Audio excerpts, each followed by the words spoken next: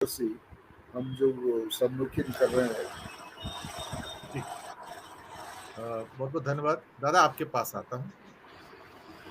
दादा आपने अरविंद जी की बात सुनी और साहू साहब की भी बात सुनी, और खासतौर से graceless act of a loser Modi सरकार।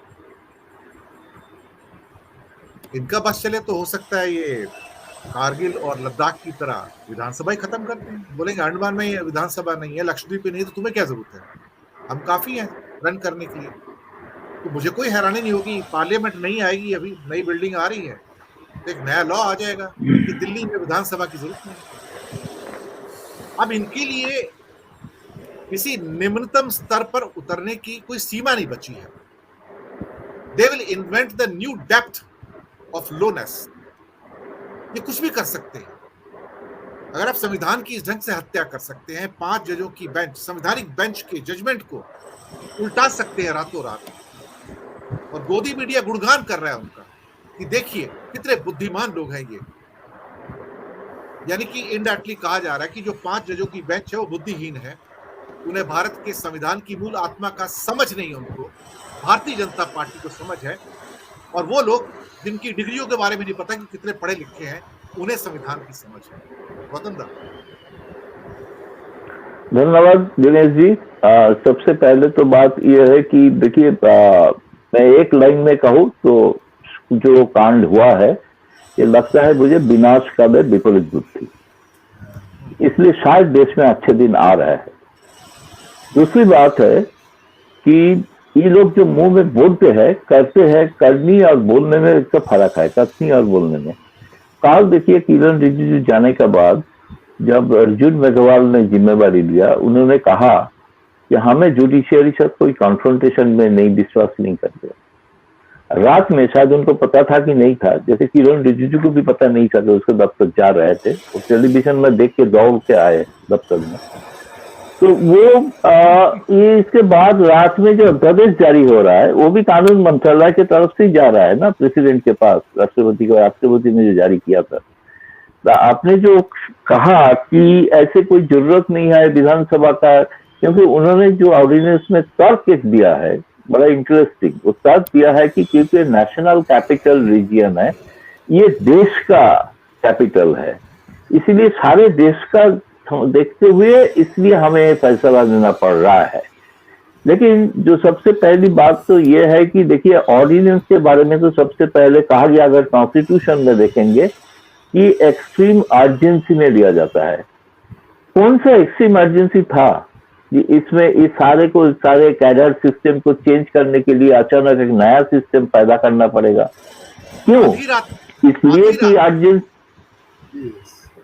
नहीं, ठीक है, आधी रात की थोड़ी पहले मेरे को पता था कि, इसलिए मैं तो देख रहा था, खबर तो आ चुके थे, आधी रात का पहले ही आता है, लेकिन लेट नाइट आया था। तो इसके लिए तो जो अर्जेंसी क्या था, अर्जेंसी यही था ना जो सुप्रीम कोर्ट के साथ हमें लड़ना है, यही अर्जेंसी था, अब तो कुछ अर्जेंसी नहीं था। देखिए देश के लिए इस सुप्रीम कोर्ट के साथ जो चुने हुए एक सरकार जैसे लड़ने के लिए स्थिति में आ गया है आज, तो ये लोकतंत्र तो बहुत ही खतरा पैदा हो सकता है। ये तो डेंजरस ओमिनस साइन है कि कभी सुप्रीम कोर्ट का एक कॉन्स्टिट्यूशन बेंच कुछ राय देते हैं, उसको अंडू क्या कोई ऑर्डिनेंस में से हो सकता है कि नहीं, मुझे तो पता नहीं। अगर ये ऑर्डिनेंस में से हो सकता है तो बेसिक स्ट्रक्चर के बारे में जो केशवानंद भारती का जो मामला में जो जजमेंट है, तो ये भी ऑर्डिनेंस से पलट सकता है। अगर ऑर्डिनेंस का पावर यही है कि आपका एग्जीक्यूटिव डिसीजन ऑर्डिनेंस में लाना है, आप कॉन्स्टिट्यूशन चेंज करने का डिसीजन ऑर्डिनेंस में नहीं ला सकते हैं। ये तो मेरा जो कम जानकारी है, इनका जानकारी शायद बहुत ज्यादा होगा, पता नहीं है। आपने तो एजुकेशन क्वालिफिकेशन का बात तो की है, शायद उसी एजुकेशनल सिस्टम में ये शायद है। तो जो कहा गया कि federalism is our basic structure of constitution, मतलब कहीं भी राज्य में जो चुने हुए सरकार रहेगा, वो चुने हुए सरकार का एक अधिकार रहता है। अगर सरकार का अपॉइंटेड कोई व्यक्ति, जो राज्यपाल हो या लेफ्टिनेंट गवर्नर हो, वही अगर सरकार चलाएंगे, जो सुप्रीम कोर्ट कहा भी था, वही अगर सरकार चलाएंगे, तो सरकार का जरूरत क्या है? सरकार का जरूरत नहीं है, यूनिकली सिस्टम चालू कर दीजिए।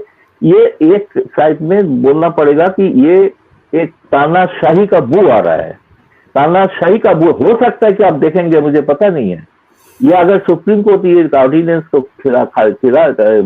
इसको नकार दिया, पता नहीं है सरकार क्या कर सकता है। हो सकता है कि फिर से आपातकालीन लगा देंगे, हो सकता है, कोई भरोसा नहीं है, क्योंकि ये घमंड हो गया है। इनका लगता है कि वो जो करेंगे वही सही है, बाकी कानून क्या कहता है, रूल बुक क्या कहता है, संविधान क्या कहता है, ये कोई मायने नहीं रखता है, कोई मायने नहीं रखता। इसलिए मैं जो कह रहा था, अब देखिए, लेकिन पॉलिटिकली एक फायदा है, जैसे मैंने शुरू में कहा, इसलिए मैं धन्यवाद दूंगा सरकार को कि 7 का 7 सीट जो जीते थे ना, दिल्ली को चुने हुए सरकार का अधिकार जो ने छीन लिया, ये 7 का 7 सीट हारेंगे। कर्नाटक में 30 सीट में जमानत गए हैं, इसको शर्म नहीं आता है, इतना बड़ा नेता है, इतना हिंदू हृदय सम्राट है, 30 सीटों में जमानत गए हैं। ये दिल्ली में जमानत देने वाला है। मुझे तो लग रहा है चुने हुए सरकार के खिलाफ अगर ऐसे कार्रवाई करेंगे, मैं आपके जीवन सरकार का ऐसे कोई पॉलिटिकली भक्त नहीं हूँ, मैं तो आता हूँ फेडरल सिस्टम के ऊपर कह रहा हूँ। फेडरल सिस्टम अगर ऐसे आप छीन लेंगे किसी चुने हुए सरकार का, आपको जनता जवाब देंगे। जनता इस देश में खिलाफ जवाब दिया है जब लोकतंत्र को हत्या हुई है। वो किसी भी, जैसे इंदिरा गांधी को लोगों ने हराया था क्योंकि लोकतंत्र का हत्या हुई थी, ये लोग सड़क पे थे। आज ये लोग वही काम कर रहे हैं कि इनको भी ऐसे ही इसका भुगतना पड़ेगा, मुझे तो उम्मीद है।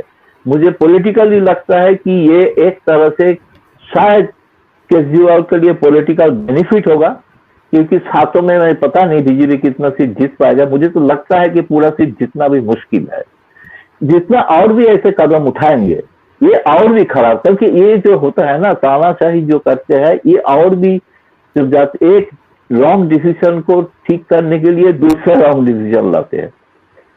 इसलिए मुझे तो नहीं लग रहा है कि ये जो ऑर्डिनेंस जारी करके सुप्रीम कोर्ट का जो नकार दिया उन्होंने पीठाधीन माने संविधान बेंच का, मैंने जो कहा ना आपको, जो Kesavananda Bharati is a law of the country, वही कॉन्स्टिट्यूशन है। उसको 9 जजेस का बेंच था, लेकिन अभी उसको अंडू करने के लिए आपको 11 मेंबर का बेंच गठन कर रहा है, लेकिन ये ऑर्डिनेंस से कॉन्स्टिट्यूशन चेंज कर रहा है। ये तो अजीब बात है। 13 जजेस का था। आप क्या कुछ बोल रहे हैं? 11 का बेंच था, 11 का था। इसको अंडू करने के लिए 13 जजेस का बेंच चाहिए, लेकिन ये सरकार तो नया तरीके लिया, ऑर्डिनेंस करके चेंज कर रहा है।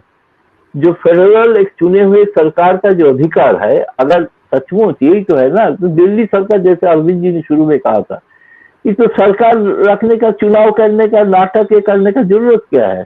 आप ही चलाइए ना। लेफ्टिनेंट गवर्नर का पूरा दिल्ली का जो स्टेट पावर है वो छीन लीजिए, जैसे आप कश्मीर में किया है ऐसे कर लीजिए, करके आप चलाइए, क्योंकि नेशनल कैपिटल रीजन है, देश का कैपिटल है, इसे देश का इसमें है। आप ये जो तर्क दिया है ऑर्डिनेंस में, तो ये तो मुझे लगता है कि आज जो स्थिति है इसके बारे में लोगों को भी सोचना चाहिए, इसमें लोगों को प्रोटेस्ट और प्रतिवाद करना चाहिए। खास तौर पे इस इशू जो है इसमें पॉलिटिकली देखना नहीं चाहिए बाकी विरोधी दल को। मैं तो सुझाव दूं कि मेरा जो मानना है कि इसमें सब पार्टी का इकट्ठा होना पड़ेगा, नहीं तो आज अगर आप केजरीवाल सरकार के साथ विरोध है, इसके कारण अगर साथ नहीं देंगे तो एक दिन आपका ऊपर भी ये आ सकता है। इसलिए मैं चाहता हूं इसको सीट एडजस्टमेंट, पॉलिटिकल एडजस्टमेंट, ये बात छोड़ दीजिए, अब ना करें पॉलिटिकल एडजस्टमेंट, अब अलग रहे। लेकिन जो बेसिक प्रिंसिपल जिसके ऊपर अटैक हो रहा है, हमारा कॉन्स्टिट्यूशन के ऊपर जो अटैक हो रहा है, इसके ऊपर कम से कम तो एक होइए। एक होने का जरूरत हो गया है। ये सरकार मजबूर करे, मुझे उम्मीद है सब एक हो जाएंगे। उसमें भले ही सीट एडजस्टमेंट हो ना हो, पॉलिटिकल बात दूसरा है, लेकिन जो बेसिक इशू है उसके ऊपर एक होना जरूरत है। मैं तो यही